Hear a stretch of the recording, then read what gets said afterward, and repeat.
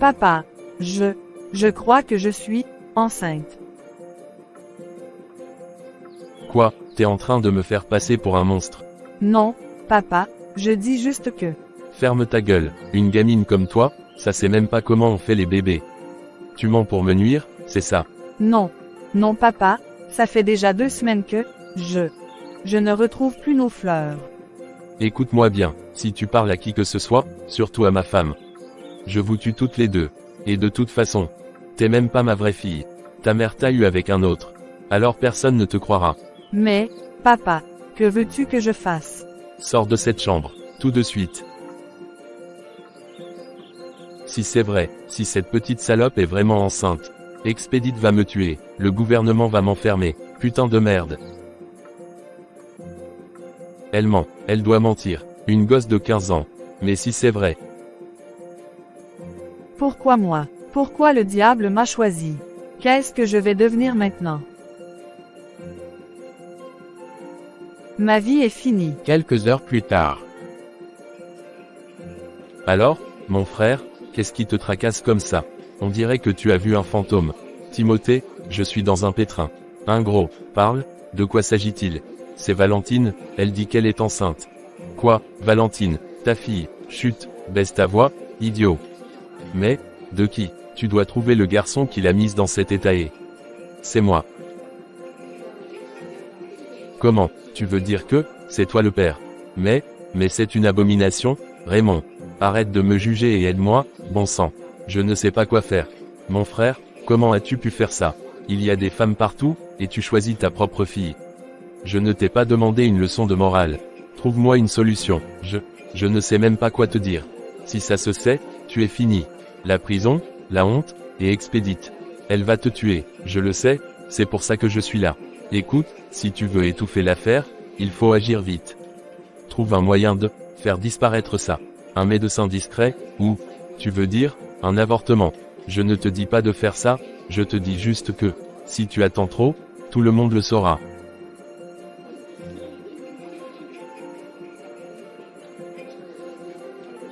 Raymond fixe son verre, l'esprit en ébullition. La peur et la culpabilité se lisent sur son visage. Je n'ai pas le choix, Expédite rentre dans une semaine. Il faut que ça disparaisse avant. De retour à la maison. Valentine, viens ici, j'ai quelque chose pour toi. Un remède, ça va calmer tes maux de ventre, et faire revenir tes règles. C'est quoi? Une potion à base de plantes. Le guérisseur du quartier me l'a donné. Beaucoup de filles de ton âge la prennent quand elles ont des retards. Assieds-toi, Valentine. Qu'est-ce que c'est? Ta mère rentre demain. Tu imagines si elle commence à poser des questions. Pourquoi ma fille n'a plus ses règles? Pourquoi elle est toujours malade le matin? Je ne sais pas quoi dire. Justement, cette potion va tout arranger. Tu la bois ce soir, et demain, plus de problème. Tout redeviendra comme avant. Comment ça marche? Ce sont des herbes de la vieille Adia. Toutes les filles du quartier y ont recours quand il y a des complications. Et si ça ne marche pas? Écoute-moi bien, tu veux vraiment qu'on aille à l'hôpital?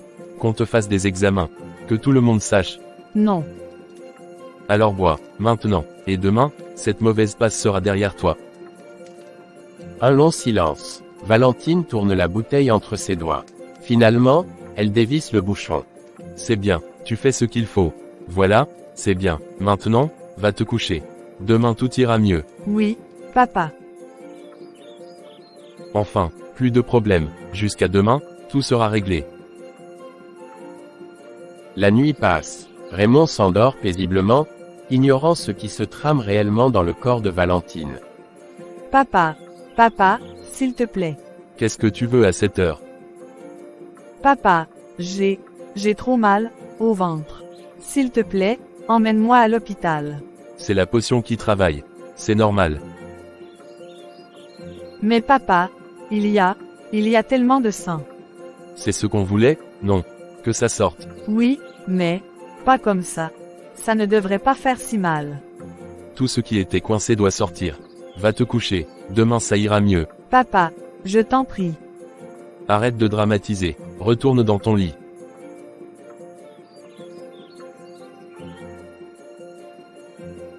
Mon Dieu, aidez-moi. Elle tourne en rond, se tordant de douleur, ses mains tremblantes pressées contre son ventre. Le sang continue de couler. Demain tu te sentiras mieux. Arrête de faire ta comédie.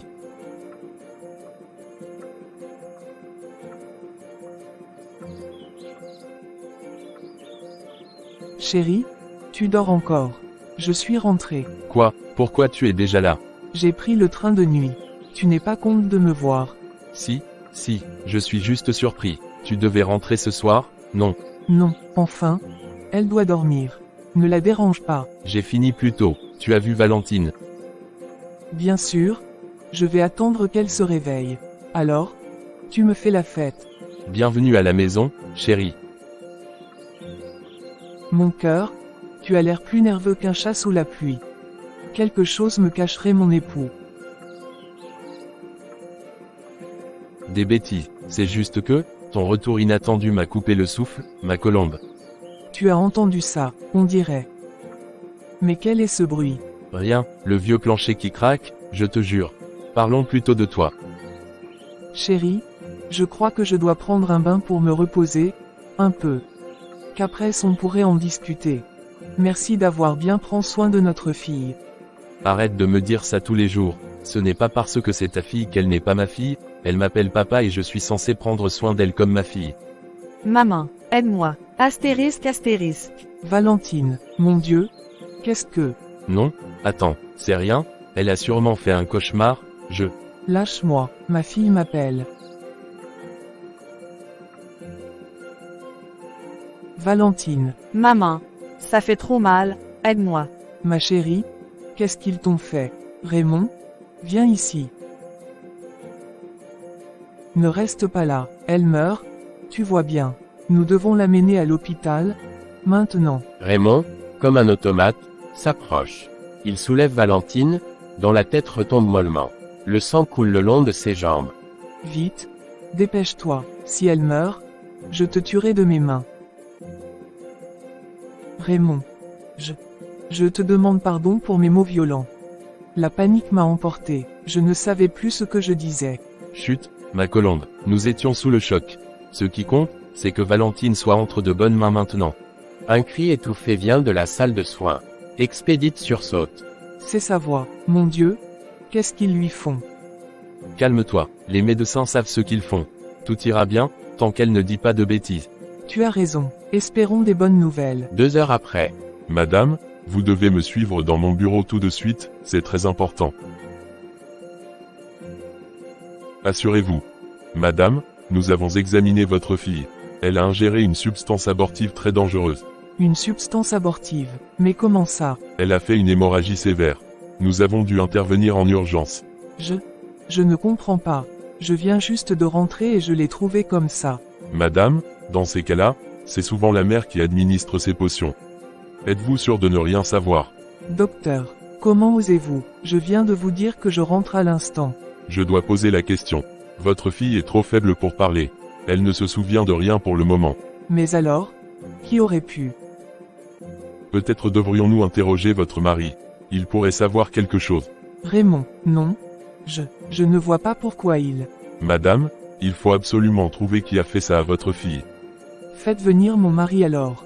Peut-être pourra-t-il nous éclairer. Le docteur fait un signe à l'infirmière pour qu'elle aille chercher Raymond. Qu'est-ce qui se passe ici? Pourquoi m'appelle-t-on? Monsieur, nous avons examiné votre fille. Elle était enceinte et a tenté d'avorter. Quoi, Valentine, ma fille? Je n'en reviens pas. Moi qui croyais que c'était une sainte, pure comme la Vierge Marie. Mais, qui aurait pu? Comment? Attendez, je vais lui demander moi-même. Quel garçon a osé toucher à ma fille? Calmez-vous, monsieur, elle n'est pas en état de parler. Physiquement trop faible. Mais alors, on ne saura jamais qui. Pour l'instant, non, nous devons attendre qu'elle se rétablisse. Bon, si vous le dites. Viens, ma chérie, rentrons.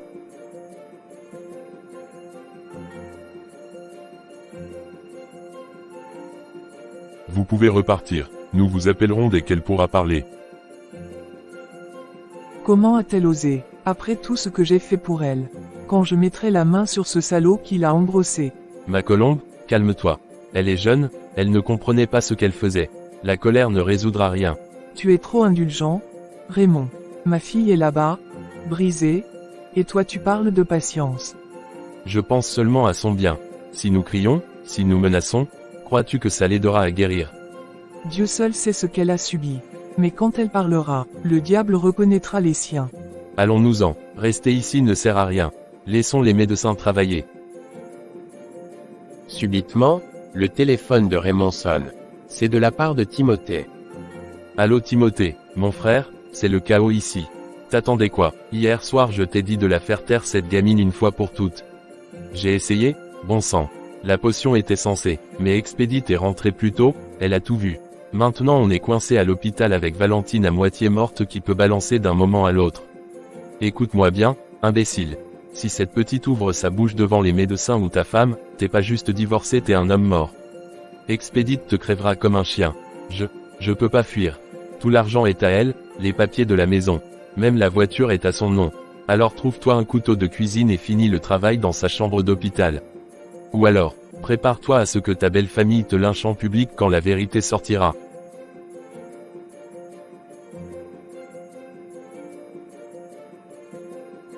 J'ai compris. Madame Expédite, votre fille a repris connaissance. Elle peut vous parler maintenant, si vous voulez la voir. Elle parle, elle va mieux, merci mon Dieu, emmenez-moi la voir tout de suite. Oui, suivez-moi, mais préparez-vous, elle est encore très faible. Timothée, écoute bien, le docteur vient de dire qu'elle peut parler maintenant. Nom de Dieu, fais quelque chose avant qu'elle ouvre la bouche. Je ne peux pas rentrer maintenant. Expédite est déjà avec elle. Alors c'est fini pour toi. Elle va tout dire à sa mère et... Ma chérie, comment tu te sens? Maman, je dois te dire. Valentine, ma propre chère, comment as-tu pu, toute cette honte cachée sous mon toit, quand je pense que j'ai porté ton père pendant 9 mois après qu'il m'ait abandonné. J'ai gardé cette grossesse comme un trésor malgré la honte. Et toi, tu jettes ton innocence comme un vieux chiffon. Ne me regarde pas avec ces yeux de chien battu. Dis-moi au moins le nom de ce démon qui t'a touché. Qui est-ce? Un voisin, un professeur, ce garçon du marché qui te faisait des clins d'œil. Non maman, pas comme tu crois. Valentine, pourquoi trembles-tu quand je parle de ton père? Valentine rencontre tout ce qui se passe quand elle n'est pas là. Les comportements de Raymond, ce qu'il lui fait, derrière son dos. Valentine, dis-moi que je rêve, que ce ne sont pas les mots qui viennent de sortir de ta bouche. Maman, chaque fois que tu partais en voyage, dès que la porte se refermait, il venait dans ma chambre. Je voulais te le dire mais il menaçait de nous tuer toutes les deux. Tous ces congés, tous ces déplacements professionnels, pendant que mon mari souillait ma fille sous notre toit. Hier, quand je lui ai dit pour le bébé, il a crié que c'était impossible. Puis il est revenu avec cette potion en disant que ça ferait revenir mes règles. Mon Dieu, ce sang, ce n'était pas une fausse couche naturelle. Il t'a empoisonné. Et malgré tout ça, tu oses me dire, désolé. C'est moi qui devrais m'excuser. Moi qui t'ai laissé seul avec ce démon en costume de père. J'avais si peur, que tu me haïrais, que tu ne me croirais pas. Ma chérie, je vais te demander une dernière chose. Est-ce qu'il a un couteau sur lui en ce moment? Non maman, il est dangereux, très dangereux. T'inquiète pas ma fille, il est temps que ton père et moi ayons une petite discussion.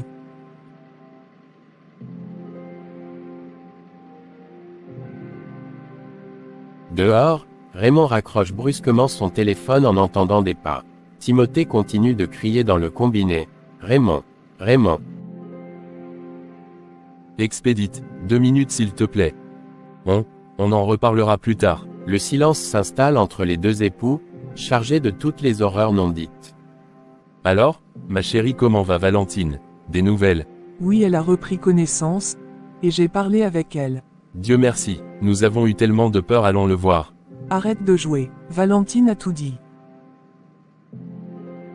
Tout dit, mais de quoi parle-t-elle? Elle délire sûrement à cause des médicaments. Depuis mes voyages, depuis ses 13 ans, tu as touché ma fille. Tout ce que je t'ai donné, notre maison, mon amour, ça ne te suffisait pas. Expédite, écoute-moi. C'est ma flétrissure que tu as choisie. Mon propre sang comme maîtresse.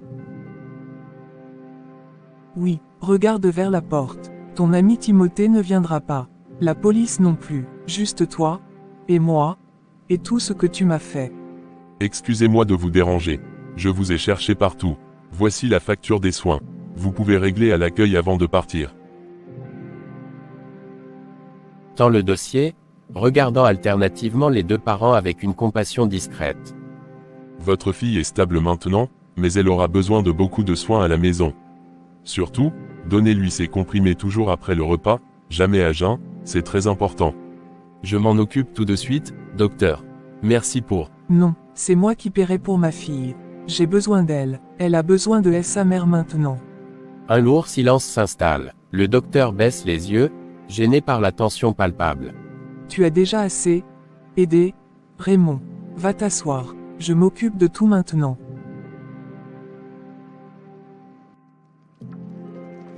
Doucement, ma chérie, viens te reposer ici. Raymond tente de s'asseoir près d'elle sur le canapé. Expédite se dresse soudain, yeux injectés de sang. Lève-toi de mon canapé, saleté. Tu crois pouvoir t'asseoir là après avoir souillé ma fille. Tu n'es qu'un chien en rut. Tu as couché la mère et la fille. Tu n'as plus d'âme. Expédite, je reconnais mes torts. Mais où veux-tu que j'aille? J'ai nulle part. 5 minutes, pas une de plus pour quitter ma maison. Je ne veux plus voir ton ombre près de nous. Ni à l'église, ni au marché, nulle part. Pitié, je n'ai personne d'autre. Va crever sous un pont. Ma fille, ma pauvre fille.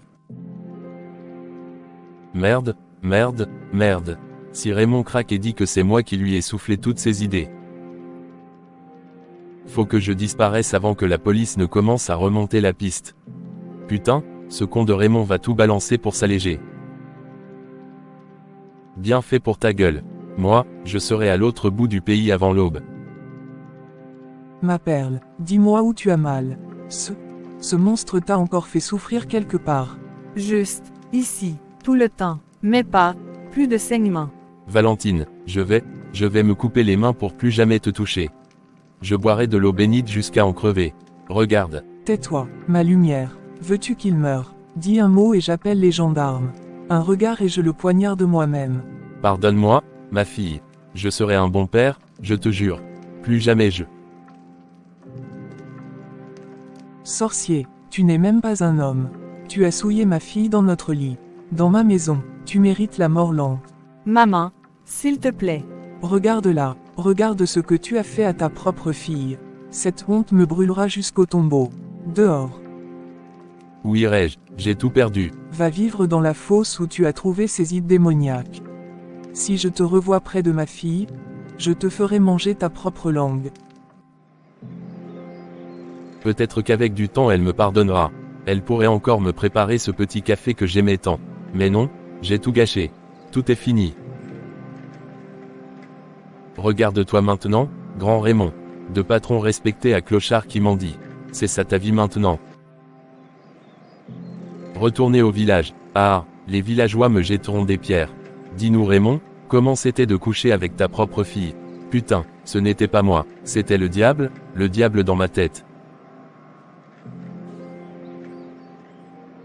Pauvre fou, dégage de la route. Où aller maintenant? Personne ne voudra de moi. Même les chiens errants ont plus de dignité. Expédite, Valentine, je mérite cet enfer. Je le savais depuis le début mais j'ai continué. Quel monstre je suis devenu.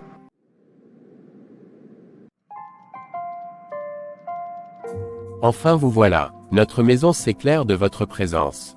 Mais, Valentine semble bien changer. Ma petite fille, tu as tellement maigri. Tes yeux ne brillent plus comme avant. Qu'est-ce qui attriste ton cœur? Papa, maman, il faut que je vous parle de choses graves. Valentine, ma chérie, va te reposer dans la chambre de ton grand-père. Oui maman, papi, mamie, je suis contente de vous revoir. Nous aussi, ma colombe. Repose-toi bien, nous t'appellerons pour le dîner. Valentine quitte la pièce. Les trois adultes s'assoient autour de la table. Maintenant, ma fille, dis-nous ce qui pèse si lourd sur votre cœur à toutes les deux. Nous avons remarqué depuis ton arrivée. Valentine sursaute au moindre bruit. Et toi Expédite, tu as vieilli de 10 ans. Raymond, votre gendre, il a trahi notre famille de la pire manière imaginable. Explique-toi clairement. Qu'a fait cet homme? Il a abusé de Valentine. Pendant des années, depuis qu'elle avait 13 ans. Mon Dieu, ce n'est pas possible. Je vais lui faire regretter chaque seconde de sa misérable existence. Je l'ai déjà chassée de notre vie. Mais Valentine, elle en souffre encore tellement. Ma pauvre petite, sous notre propre toit. Écoutez-moi bien toutes les deux. À partir d'aujourd'hui, cette maison est votre refuge. Nous allons aider Valentine à guérir. Merci papa, merci maman, je savais que je pouvais compter sur vous. Va chercher Valentine. Il est temps que cette famille se serre les coudes autour d'un bon repas. Après le repas, Papa, maman, je dois partir. Prenez bien soin de Valentine pour moi. Ma fille, comment peux-tu croire que je ne prendrai pas soin d'elle? Elle est ma petite fille, mon sang. Bien sûr qu'elle sera chérie ici. Mais Expédite, il est déjà tard. Reste cette nuit, tu partiras demain matin. Oui, reste avec nous ce soir. Nous avons besoin de nous retrouver en famille. J'ai une urgence en ville. Des papiers à régler. Ma fille, la nuit n'est pas sûre. Reste. Demain, tu feras ce que tu as à faire. D'accord? Papa, je reste. Valentine, qui écoutait depuis l'autre pièce, sourit faiblement en entendant cela. Le lendemain matin, Ma fille, comment as-tu passé la nuit? J'espère que tu as bien dormi. Viens, prends ton thé et tes comprimés.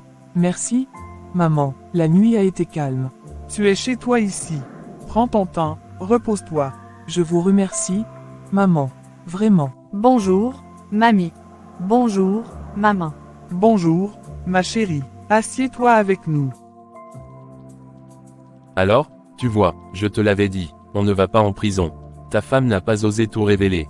Oui, je me demandais si elle allait parler. Mais apparemment, elle préfère garder sa secret. Bien sûr, qui voudrait avouer une telle honte? Et puis, techniquement, tu n'as rien fait de mal. Valentine n'est même pas ta vraie fille. Tu as raison. Elle n'est pas de mon sang. Tu as raison. Elle n'est pas de mon sang. Exactement. Tu as juste profité d'une femme consentante dans ta propre maison. Oui, tu as raison. Pourquoi est-ce que je me sentais coupable? Bois ça, mon frère. Et oublie tout ça. La vie continue. Raymond prend le verre, le vide d'un trait, son sourire devenant plus arrogant. Maman, je t'en supplie, pardonne-moi. J'avais tellement peur. Tu devais me parler, je suis ta mère. Pendant toutes ces années, tu m'as laissé vivre avec ce monstre en pensant que tout allait bien. Ma fille, calme-toi. Elle n'était qu'une enfant. Raymond lui faisait peur, elle ne savait pas comment t'en parler. Maman, tu ne comprends pas. Si, je comprends. Mais crie sur moi si tu veux crier, pas sur elle. Regarde-la, elle est brisée. Pardonne-moi maman s'il te plaît.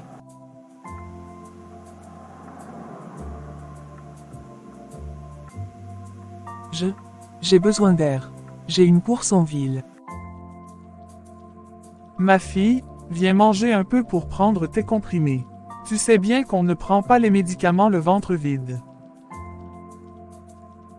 Ta mère est en colère pour l'instant, mais avec le temps, elle finira par se calmer. Je ne voulais pas la blesser, mais je n'avais pas le choix. Je comprends, ma fille. Je comprends. Je ne peux pas me taire. Ce n'est pas juste une histoire entre un homme et une femme. C'est ma fille, ma propre chair. Elle n'a rien demandé, elle a été trahie, salie, traumatisée. Si je me tais, je trahis moi aussi, et je ne pourrai plus jamais me regarder dans un miroir.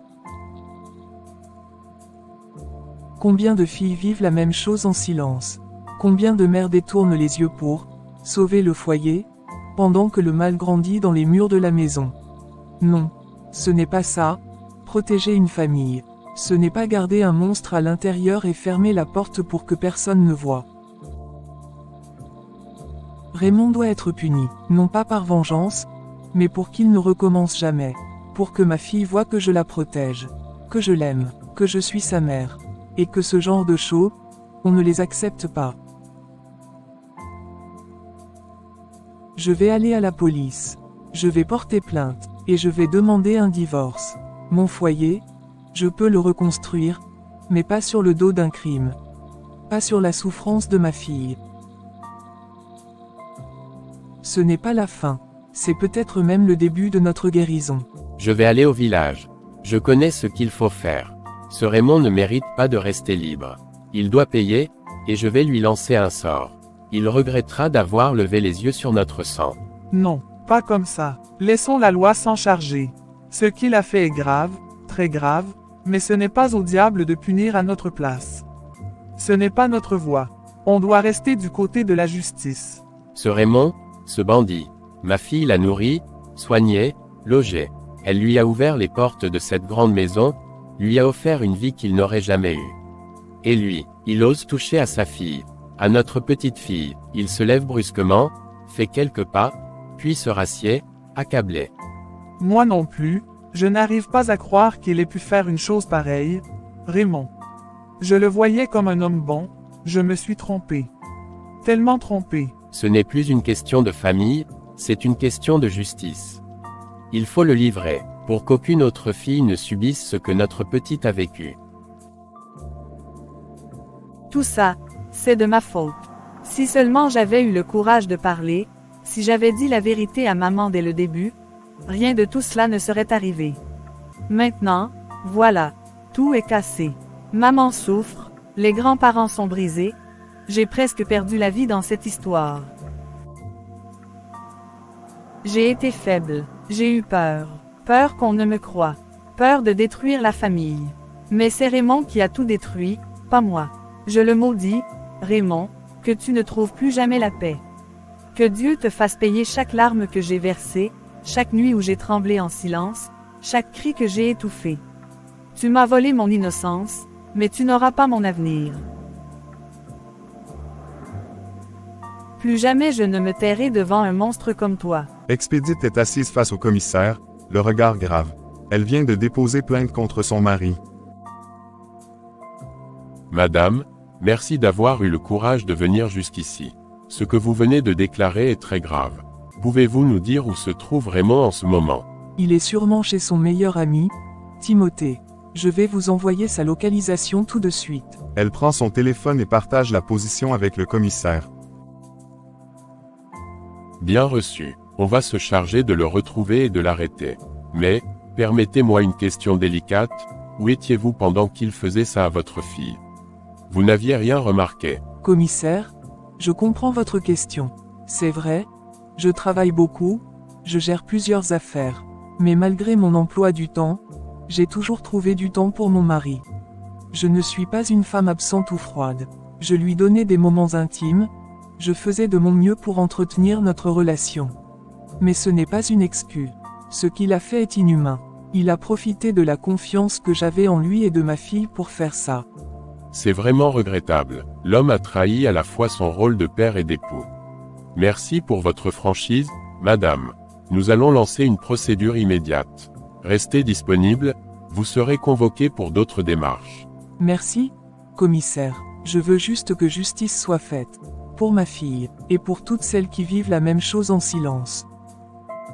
Timothée et Raymond sont assis, détendus, en train de discuter autour d'un verre. Ils rient, comme si rien ne s'était passé. Mais soudain. Bonjour messieurs, qui est monsieur Raymond ici présent? C'est lui, c'est Raymond. Monsieur Raymond, vous êtes convoqué pour répondre de faits très graves portés contre vous, viol sur mineur, en l'occurrence votre propre belle-fille. Vous êtes en état d'arrestation. Non, attendez, je ne suis pas seul dans cette histoire. Mon ami Timothée aussi est impliqué. C'est lui qui m'a poussé, c'est lui qui me donnait les idées, qui m'encourageait à continuer. Il est complice. Quoi, Raymond, comment peux-tu dire ça? Tu veux m'entraîner dans ta folie maintenant? Je t'ai jamais dit de faire une chose pareille. C'est bien, on note. Monsieur Timothée, vous serez également convoqué pour être entendu. Pour le moment, Raymond, vous venez avec moi. On règle les choses au commissariat. Frères et sœurs, soyons vigilants dans nos foyers. Le danger peut se cacher sous le même toit. Ce témoignage est un cri du cœur d'une mère trahie et d'une fille blessée. Protégeons nos enfants, parlons-en, dénonçons, et surtout, soutenons les victimes. Quand la vérité éclate, Même les plus proches amis peuvent devenir des ennemis. À tous ceux qui encouragent le mal en silence ou par leurs conseils, sachez que vous devenez complices. Protégeons les innocents. N'ayons jamais peur de dénoncer le mal, même quand il vient d'un proche.